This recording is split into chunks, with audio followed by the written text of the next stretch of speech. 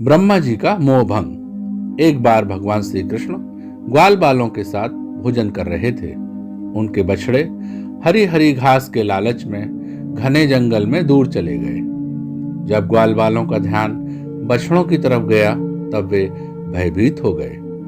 उस समय भगवान श्री कृष्ण ने कहा, मित्रों, चिंता न करो, तुम लोग भोजन करो, मैं अभी तुम्हारे बछड़ों को ढूंढकर ला देता हूँ। श्री कृष्ण ग्वाल बालों से इस प्रकार कहकर बछड़ों को ढूंढने चल दिए। उस समय ब्रह्मा जी भी वहां उपस्थित थे।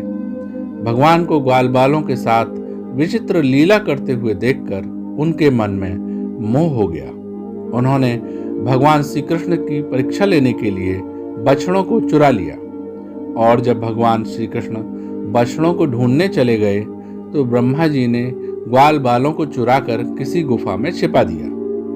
भगवान श्री कृष्ण बछड़े न मिलने पर यमुना जी के तट पर लौट आए, परंतु वहां देखते हैं कि ग्वाल बाल भी नहीं है।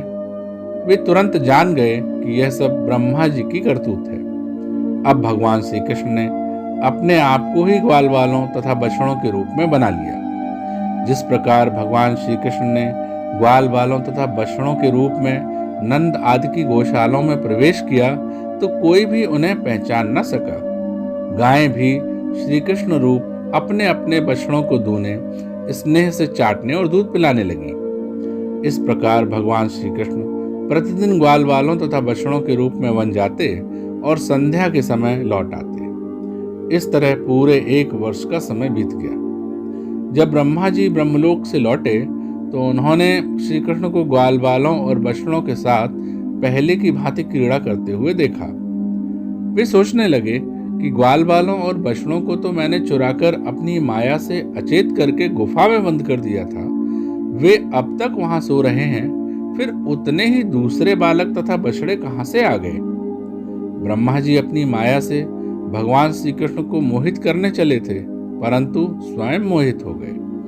उनके देखते ही देखते सभी ग्वाल बाल और बछड़े श्री कृष्ण के रूप में दिखाई पड़ने लगे।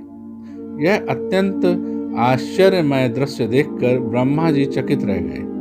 वे भगवान श्री कृष्ण के तेज से निस्तेज होकर मौन रह गए। यद्यपि ब्रह्मा जी समस्त विद्याओं के केंद्र हैं, फिर भी भगवान श्री कृष्ण को समझने में असमर्थ हो गए।